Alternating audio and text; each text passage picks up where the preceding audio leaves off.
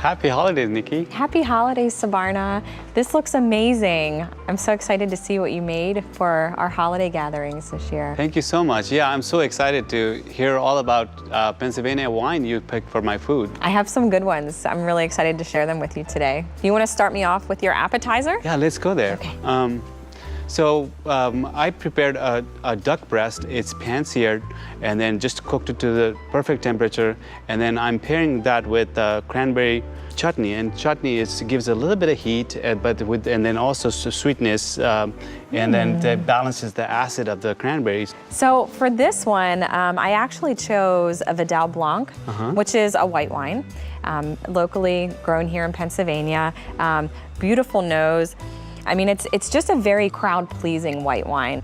A lot of times with the richness of the duck, this will pair beautifully. It has some tropical notes to it that you can kind of pick up on the nose.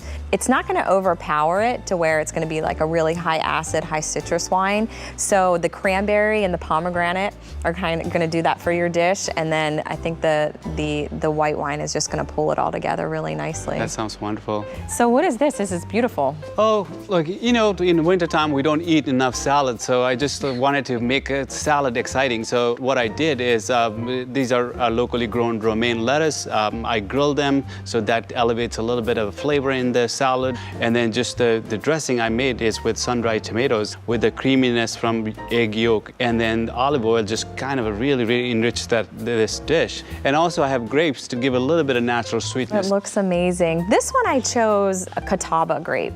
And this is a rosé. It's got a little bit of sweetness to it, but it's not going to overpower your dish by any means. This is actually one that I think will look beautiful. You have the nice green and then the Parmesan on top that looks like snow, and I think this is very festive.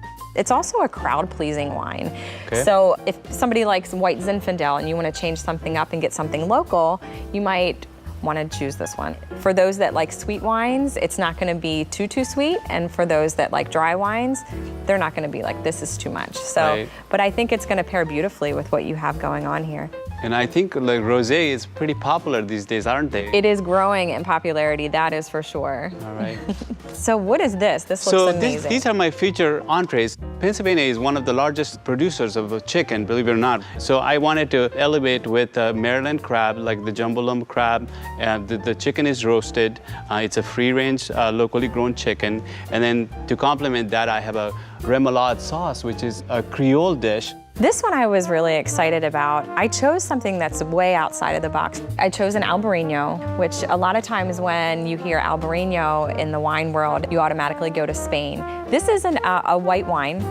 You get some citrus notes to it, but it's not going to overpower all the flavors that you have going on. You mentioned the Creole and a lot of the spices. So Albarinos actually pair very well with spicy food. Oh, wow. There's a lot of layers to the wine, and I think it's going to complement the dish really well. That sounds great. And then also, like just to please the crowd, I have a ravioli. Ravioli is one of my favorite things, so I just stuffed the raviolis with 4 different kinds of cheeses, and then I have a fresh spinach, which is growing everywhere. Now, to me, Thanksgiving, Christmas isn't complete unless you have ravioli on the table. So I actually like the take on this. I've never had it this way. So for this, I actually chose a Pinot Noir.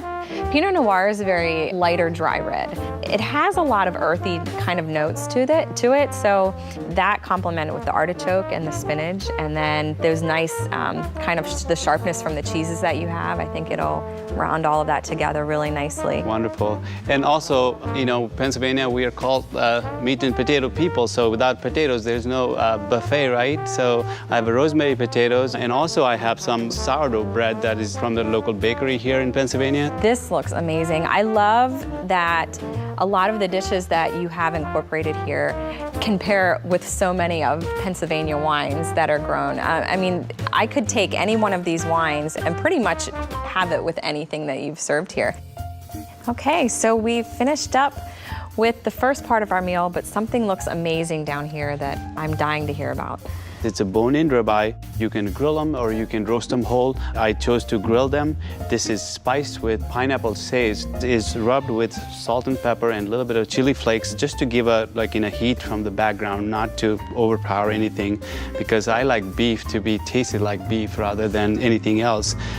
Well, I definitely have great Pennsylvania wine to go with this. People like something a little bit heavier on the table, and I chose Chambourcin for that reason.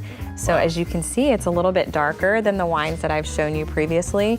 It has a little bit more earthiness to it than the sweeter rosé or even the lighter Pinot Noir. This is not an overly acidic wine, so I think they would balance each other very nicely. I think we've been talking a lot about food and wine, and so I think it's time to eat. What do you think? I am ready to eat. All right, you have the plates. Right. We got the wine. I think I want to cheers for this. Cheers.